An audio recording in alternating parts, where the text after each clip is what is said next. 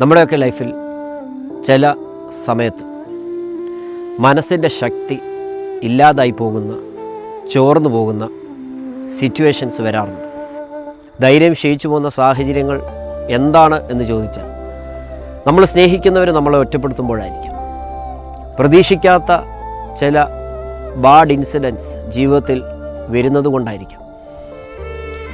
ചെയ്യാത്ത കുറ്റത്തിന് നമ്മുടെ മേൽ കുറ്റം ആരോപിക്കുമ്പോഴായിരിക്കാം.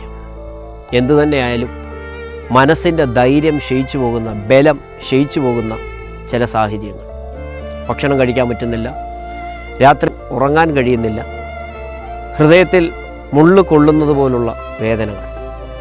നമ്മുടെ മനസ്സിന് ധൈര്യം തരാൻ ചുറ്റും ഒരുപാട് പേര് ഉണ്ടെങ്കിലും നമ്മൾ ഫേസ് ചെയ്യുന്ന ഈ ഒരു ഇഷ്യൂ, ഈ ഒരു കാര്യം ആരോടും പങ്കുവെക്കാൻ കഴിയാത്ത ഒരു പ്രൈവറ്റ് കാര്യമായതുകൊണ്ട് അവർക്കാർക്ക് നമ്മളെ ഹെൽപ്പ് ചെയ്യാൻ പറ്റാത്ത ഒരു സിറ്റുവേഷൻ. ഈ സാഹചര്യത്തിൽ നമ്മൾ എന്തു ചെയ്യും? ധൈര്യം വേണം, ആരോടും ഒട്ട് പറയാനും പറ്റത്തില്ല.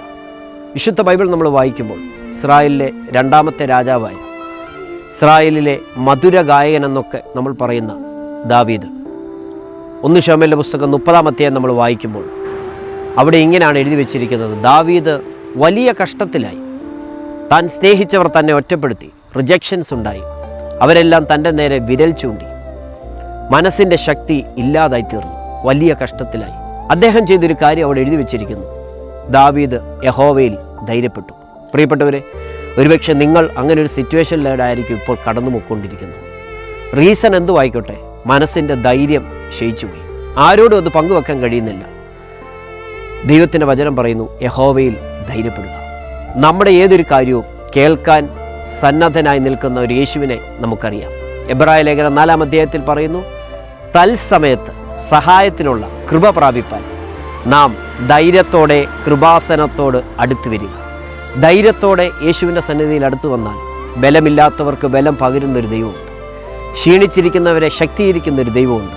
മനസ്സിൻ്റെ ശക്തി ചോർന്നു പോകുമ്പോൾ ഇമ്മാനുവേലായി നമ്മുടെ കൂടെ നിന്ന് നമ്മളെ ധൈര്യപ്പെടുത്തുന്ന ഒരു യേശു നമുക്കുണ്ട്. അതുകൊണ്ട് മനസ്സ് ക്ഷീണിച്ചിരിക്കുന്ന, ധൈര്യം ക്ഷയിച്ചു പോയിരിക്കുന്ന, ഹൃദയത്തിൽ ഭാരം കൊണ്ട് നടക്കുന്ന ആരെങ്കിലും ഈ വീഡിയോ കാണുന്നുണ്ടെങ്കിൽ യഹോവയിൽ ധൈര്യപ്പെടുക, വചനത്തിൽ ധൈര്യപ്പെടുക. കർത്താവ് നിങ്ങളുടെ സിറ്റുവേഷൻസ് ചേഞ്ച് ചെയ്യും, നിങ്ങളുടെ മനസ്സിനെ ധൈര്യപ്പെടുത്തും. God bless you.